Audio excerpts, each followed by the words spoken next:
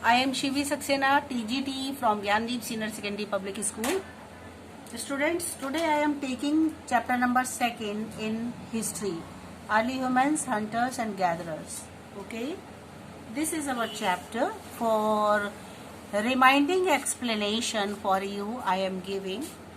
So students, this is the very important chapter for you, and we can see in this chapter that how we can live our life in early humans time period. Okay students, this is very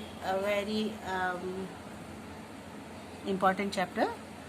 तो बच्चों देखते हैं हमने इसमें क्या पढ़ा था, कहीं ऐसा तो नहीं हम बहुत सी चीजें भूल चुके हों, तो देख लेते हैं। इस चैप्टर में बच्चों हम लोगों ने ये देखा था कि जो इंसान हुआ करता था मिलियन ईयर्स पहले की बात कर रहे हैं, जो कि अफ्रीका से इसकी स्टार्टिंग मानी गई है। यहाँ पर अर्ली ह्यूमंस देखने के लिए मिले। जब हमारे आर्कियोलॉजिस्ट ने सर्वे किया तो जो सामान मिला उससे पता चला कि यहीं से लोगों की अर्ली ह्यूमंस की स्टार्टिंग हुई थी। वो अपनी लाइफ को सिंपल तरीके से जीते थे। हंटर्स थे, वो गैदरर्स थे। हंटर्स इसलिए कहा जाता है क्योंकि वो हंटिंग करते थे, शिकार करते थे, जो भी कुछ मिलता था बस शिकार किया और खा लिया, बस खत्म। गैदरर्स इसलिए कहा जाता था कि वो जहाँ भी चलते चले जाते थे, जो भी कुछ बीच में मिलता था उसको कलेक्ट करके इकट्ठा करके अपने लिए ले लेते थे। ठीक है। अच्छा, इसके अलावा वो एनिमल्स को हंट करते थे, फ्रूट्स, नट्स, रूट्स, ये सारी चीजें भी वो खाया करते थे। ठीक है। केव्स में रहा करते थे और वो bark of trees, animals skins के द्वारा, फर के द्वारा अपने कपड़ों को बनाते थे, उनसे अपने बॉडी को कवर किया करते थे। दे यूज्ड सिंपल टूल्स, वे ज्यादातर सिंपल टूल्स का यूज किया करते थे और वेपन्स का यूज किया करते थे जो कि स्टोन और बोन्स के द्वारा बनाए जाते थे। The period of human history, जो ह्यूमन हिस्ट्री का पीरियड था वो बच्चों 500 से 1000 से लेकर के 400,000 BC तक इसका टाइम पीरियड माना गया है। और बच्चों जो मेनली स्टोन टूल्स हुआ करते थे वो स्टोन एज के नाम से जाने जाते थे, क्योंकि स्टोन टूल्स बना करते थे उस समय, इसलिए इसको स्टोन एज कहा जाता था। फिर बच्चों आगे चल के इसको भी, जो हमारा स्टोन एज है, इसको 4 पार्ट्स में डिवाइड किया गया, पैलेलिथिक, मेसोलिथिक, नियोलिथिक और कैल्कोलिथिक। ठीक है। धीरे धीरे आपने ये समझा कि जो सबसे पहले इसमें पैलेलिथिक को लिया गया तो उसमें आपने देखा पैलियो का मतलब था ओल्ड और लिथोस का मतलब हुआ करता था स्टोन। प्राचीन समय में ओल्ड स्टोन एज के नाम से ये जाना जाता है। और इसके अलावा इसमें लोग परमानेंट हाउस भी बनाना सीख गए थे इस समय के लोग, और जो टूल्स और वेपन्स होते थे वो बहुत ही ज्यादा शार्प और अच्छे हुआ करते थे।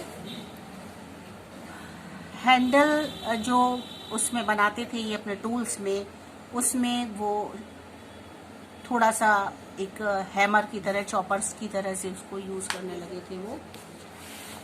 और बच्चों इसमें आप ये भी देखोगे कि जो शेल्टर होती थी, क्लोथिंग होती थी, वो एनिमल स्किन के द्वारा ही अपने बॉडी को कवर करते थे और रॉक शेल्टर का यूज किया जाता था इस समय में। जो आर्ट थी समय के लोगों की वो हमारे प्री हिस्ट्री के बारे में बताती है और बहुत ही ब्यूटीफुल केव पेंटिंग्स उस समय में देखने के लिए मिलती हैं कि लोग कैसे पेंटिंग्स का वो उस समय में बनाया था उन्होंने। देखिए इसमें जैसे भीम बेटका जो एक साइट है वहां पर हमें ये रॉक पेंटिंग का एक पिक्चर मिला है, जिसमें आप देख सकते हो कि वो किस तरीके से एनिमल्स को भी ड्रॉ करते थे।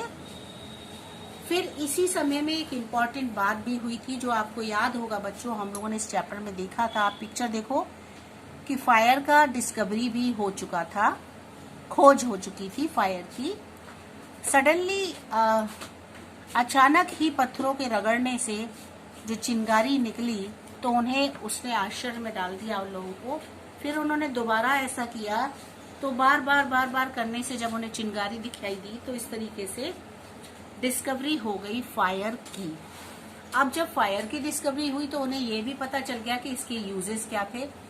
तो जो इन्होंने फायर को अपने प्रोटेक्शन के लिए भी यूज किया, और इसके साथ साथ जो ये कच्चे मीट को खा लिया करते थे उसको उन्होंने क्या किया, उसको आग में उन्होंने तपा करके भी बर्न करना शुरू कर दिया, बेक करके ये उसको यूज करने लगे। तो ये जानने लगे थे कि फायर का यूज किस किस रूप में किया जा सकता है। व्हील का भी इन्वेंशन इसी समय में हुआ था। व्हील का इन्वेंशन करने से क्या हुआ कि बहुत सारा जो मटेरियल होता था उसको वो एक जगह से दूसरी जगह अपने ऊपर लाद के ले जाते थे, बजाय उसके उन्होंने जो व्हील बनाया था उसके ऊपर उन्होंने बना करके तैयार करके फिर उसके ऊपर सामान को रख के वो एक जगह से दूसरी जगह पहुंचाते थे, जिससे कि उनके समय की भी बचत होती थी और उनकी एनर्जी भी बच जाती थी। तो आप इस चैप्टर में ये देख चुके थे। फिर इसके बाद में आपने देखा होगा बच्चों, आपको याद होगा कि हमारा दूसरा एज आ गया था इसमें, middle stone age. Mesolithic age भी है इसका नाम। अगर मैसो और लिथोस को अलग अलग कर देते हो तो फिर मिडिल स्टोन एज के नाम से ये जाना जाता है। न्यूलिथिक एज जहां खत्म होता है वहीं से हमारा मैसोलिथिक एज स्टार्ट हो जाता है। ठीक है, इसमें भी बहुत कुछ हमने देखा समझा कि लाइफ स्टाइल भी चेंज हो चुकी थी यहाँ तक आते आते लोगों की। वो एटमॉस्फेयर में भी एक वार्मनेस आ गई थी, ड्रायर एटमॉस्फेयर होने लगा था, और जो लोग थे वो एक कम्युनिटी का रूप लेकर के रहने लगे थे। फ्लोरा और फ्यूना भी उस समय में देखने के लिए मिले, आ चुके, अपनी उनको उनकी लाइफ में उनकी इम्पोर्टेंस भी होने लगी थी। हंटिंग गैदरिंग जो थी और ज्यादा इजियर होने लगी थी उनके लिए। ठीक है, क्योंकि वो ग्रुप में रहने लगे थे, उन्हें ग्रुप में रहना आ गया था। इसके साथ बच्चों इसमें आपने ये भी देखा था कि क्रॉप्स को भी ग्रो करना वो सीख चुके थे, एनिमल्स को टेम करना सीख लिया था उन्होंने। बहुत सारी चीजें उनकी लाइफ स्टाइल को चेंज करने लगी थी। अच्छा, सबसे पहला जो एनिमल था जिसको इन्होंने टेम किया था वो था डॉग। और डॉग जो होता है वो सबसे ज्यादा फेथफुल एनिमल होता है। तो वो जहाँ रॉक शेल्टर बनाया करते थे वहाँ डॉग्स को भी रखते थे जो उनकी सुरक्षा करता था, रक्षा करता था। ठीक है, फिर रॉक पेंटिंग्स आपने देखे थे। इसके अलावा जो टूल्स और इम्प्लीमेंट्स हुआ करते थे वो माइक्रोलिथ्स के नाम से जाने जाते थे। शार्पर होते थे, स्ट्रांग होते थे, ज्यादा अच्छे होते थे पहले से। तो इस समय में ये इन्होंने किया।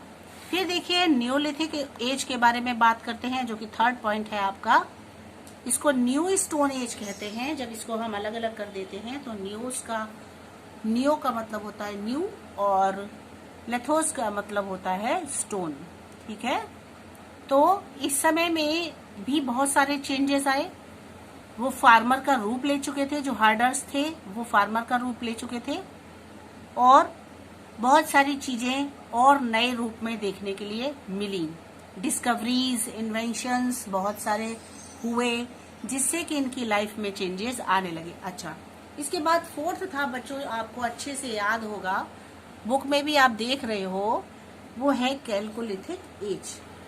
कैलकोलिथिक एज में आपने देखा, इसका नाम क्यों पड़ा था कैल्को? कैल्कोस का मतलब होता था कॉपर, लिथोस का मतलब होता है स्टोन। मतलब स्टोन के साथ उन्होंने कॉपर का भी यूज करना सीख लिया था बहुत अच्छे से। उनको आ गया था कि अगर हम कॉपर का यूज करते हैं, मेटल का यूज करते हैं, तो हमारे जो इम्प्लीमेंट्स हैं, जो हमारे टूल्स हैं, वो ज्यादा अच्छे बन सकते हैं, है ना। तो उन्होंने स्टोन के साथ में कॉपर का भी यूज किया। और इसके अलावा उन्होंने एग्रीकल्चर में उन्होंने अपना प्लाव करना सीखा। व्हील जो बनाया था उससे उन्होंने सेल बोट बना लिया। ये सब कुछ करके उन्होंने बहुत सारी मेटल्स को मिक्स करके डिस्कवर करा उन्होंने बहुत कुछ। टूल्स और ज्यादा स्ट्रॉन्गर बनने लगे, वेपन्स और ज्यादा स्ट्रॉन्गर बनने लगे। ये आप देख चुके थे। अब देखिए इसमें केस स्टडी में बच्चों ये बताया था कि हमारे कौन कौन से साइट्स हैं, है ना। तो इसमें आपने हुंसकी साइट देखी थी, जिसमें आपने देखा था एक बिचवाल वैलीज थी जो कि कर्नाटक में, और हुंसकी भी कर्नाटक में है। ये वो जगह थी जहां पर हमारे बहुत सारे टूल्स देखने के लिए मिले आर्कोलॉजिस्ट के सर्वे करने के बाद में। तब उन्होंने, आर्कोलॉजिस्ट ने हमें दिखाया कि ये हमारे लिए दिया गया पेंटिंग्स मिली कि किस तरीके से रॉक पेंटिंग्स बनाया करते थे वो लोग। जो बिहार का है ये फ्रांस का है, तो वो किस तरीके से पेंटिंग को भी बनाया करते थे। तो बच्चों इस चैप्टर में, छोटा सा चैप्टर था आपका, 4 एजेस हमारे इस चैप्टर में बता दिए गए, और आपने इसको अच्छे से समझ लिया था और फिर रिमाइंड हो गया होगा आपको, सारी बातें दोबारा से आपके दिमाग में आने लगी होंगी। तो बस इतना ही है आज के लिए। सारे क्वेश्चन आंसर्स आप अच्छे से तैयार करेंगे इसके। आपने जो चैप्टर के अंदर से क्वेश्चन निकाले हैं आप वो भी याद करोगे, और चैप्टर के बाहर की जो एक्सरसाइज है, क्वेश्चन आंसर्स हैं ये सारे आपके, इनको भी आपको तैयार करना है फॉर योर एग्जामिनेशन। कभी भी आपके एग्जामिनेशन की डेट आपको दे दी जाएगी, आप उसके लिए पहले से प्रिपेयर रहिएगा, अच्छे से तैयारी कीजिएगा, अच्छे से पढ़िएगा, वही आपके लिए बेनिफिशियल होगा बच्चों। आप इससे स्ट्रांग बनोगे, मजबूत बनोगे। Okay students, bye bye.